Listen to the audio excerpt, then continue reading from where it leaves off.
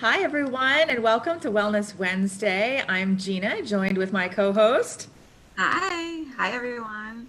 Uh, Yeah, Kali and I are here every week. Actually, last week you got Kali and Raul, and they were talking about self-care, which was awesome, and how important it is. And sometimes we push it off to the side as not important, but how critical it is. And this week we thought we would talk a lot about conflict resolution. Um, and the fact that we would venture to say there's probably been some conflict at some point, especially over the past few months, with folks not leaving the house, everyone kind of cooped up in the house. So today, Colleen and I, we're going to talk about conflict resolution, and it might be a short conversation for today, and we'll carry it over into some tips as well for next week. So Collie, how are you doing this morning? I'm doing well. I haven't had a conflict yet. Oh, you're so lucky. I had one this morning. Yeah, sometimes our kids don't cooperate the way we expect them to. And so, you want things to go in your way, and they don't always subscribe to our our ideas. So lucky for you, you did not have one. I got to practice my conflict resolution this morning. My children are very good at giving me practice as well. So Yes. starting off, what are some of the things that you kind of recommend about handling conflict within your family? Sure. Starting from a young age, recognizing feelings and validating those feelings, and know that the child's behavior is not a reflection of you or not a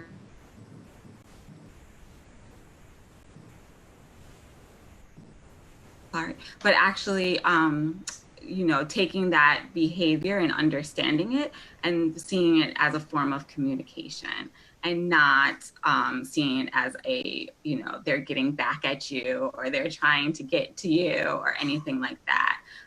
So that's how I look at it, and try to tackle that challenging behavior and, really validating feelings and talking about feelings. When they're little, you can start off by saying, I see that you're upset. I see that you're frustrated. Is there something that I can help you with? I know my children used to get really frustrated putting on their shoes or their jacket, and you want them to build that independence, but also being able to help them through it, work through it, let them be their own problem solver.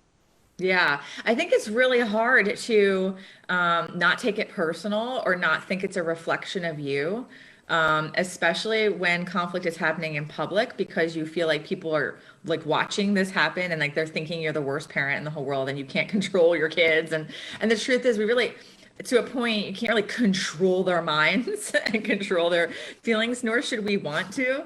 Right? We want them to be independent and have their own thoughts. So I think that's a great key. And I think what you said was really important. Their behavior is usually communicating something, usually communicating the need for something.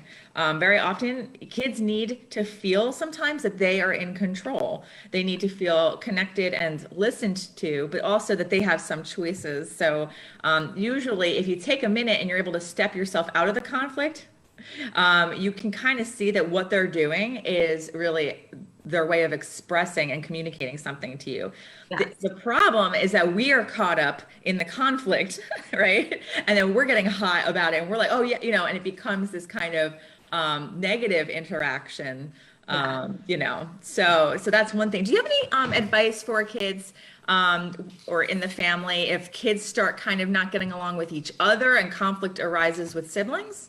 Sure. So I created like a let's get along jar, just like out Ah, of something that I had in my house. And I just wrote like on little index cards, working together on one chore, just to build connection and teamwork within your family structure.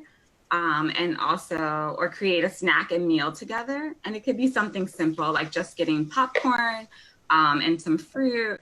The older child, I have three children, they're all different ages, but just the older child could help the younger child. And that's, showing empathy towards the younger child, working together, teamwork. And those are all connections that you want to build. Those are all life skills that every child needs in the future as they get older. So just building on those skills. Yeah, I love that. The let's get along jar.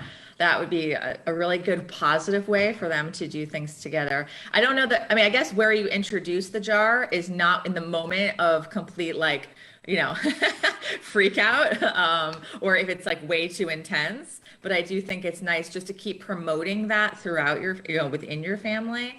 And I was telling you earlier, I saw that kind of picture online where parents put their kids inside of one big shirt, the two kids, until they can get along, the get along shirt. I've been very tempted to do that sometimes. So, but I think that's a great tip, to be able to have them work on something together. And then us as the parent giving them that kind of, look how you guys worked it out. Look how you kind of, you know, did some problem solving there. That was pretty cool. You worked that out. So that validation is very necessary. yeah, yeah. And it can happen day to day too.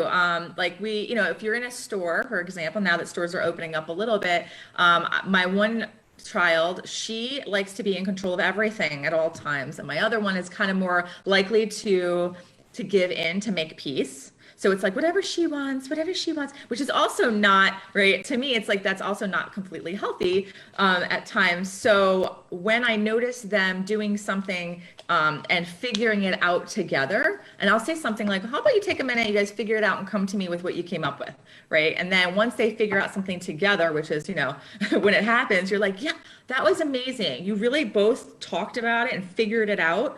And so once they get older into the part where they can talk to each other about something, you know, really giving them that praise that you guys really figured out how to work it out.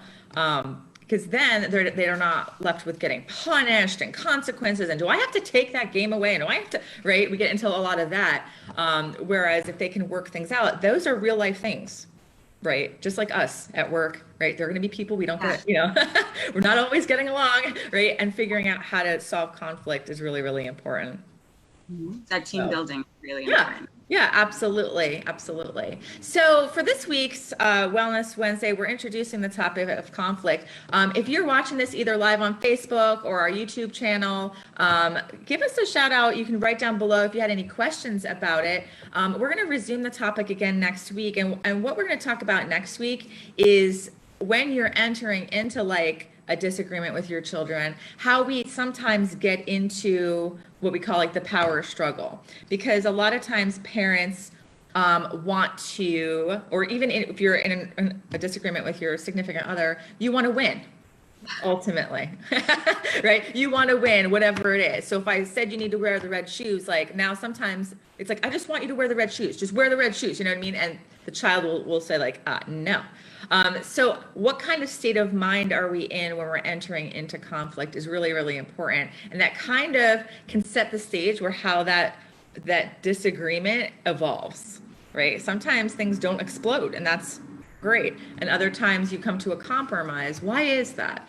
And so next week on Wellness Wednesday, we're going to talk a little bit about your brain state when you're going into some type of conflict. And this can even help with your significant others, you know what I'm saying? Like sometimes, or even your own parents, right? I know I'm a grown-up allegedly, but there are times that my parents and I do not get along. And the reason behind it is sometimes I enter in with a mindset of like, I'm not a kid anymore, right? You have these like things that kind of set the stage. Has that ever happened to you, Kali? Yes, it has happened to me. I'm a pleaser, so I try to, you know, go into every situation and try to already calculate what my loss is going to be. But now as I've gotten older, it took a lot of maturing on my part too, to try to talk about how I'm feeling, like even my feelings towards my parents, and just to be able to navigate that with them and make sure that they're not upset. Yeah. And I think like some of the kids in the family become like the pleaser types. And then there's some that are just like, I don't care, I'll do what I want. And they, you know, have a different type of personality. I feel like sometimes, you know, in conflict with if you're an adult and you're with your parents, you kind of go back to a stage somewhere. And actually, my mother had this philosophy that you kind of get stuck at a certain age, and like when you're around your parent who's triggering you, you go back to Yeah, that, like how you were feeling in that age. I think my age is like 15 or 16. So I do definitely. have to be mindful of it when I'm even responding, because I'll start getting like short as if I'm a teenager again. And I'm like, wait, why am I reacting like this?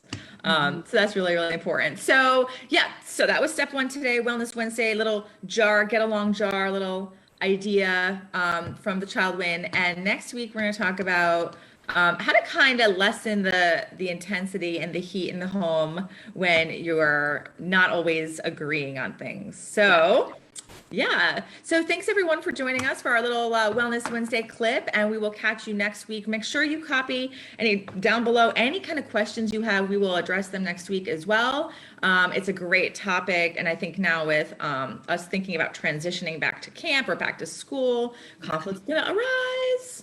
So we are here to help you out. So yeah, thanks, Kali, for joining. Thank you, Tina. Yeah, and everyone be well. We will see you next week.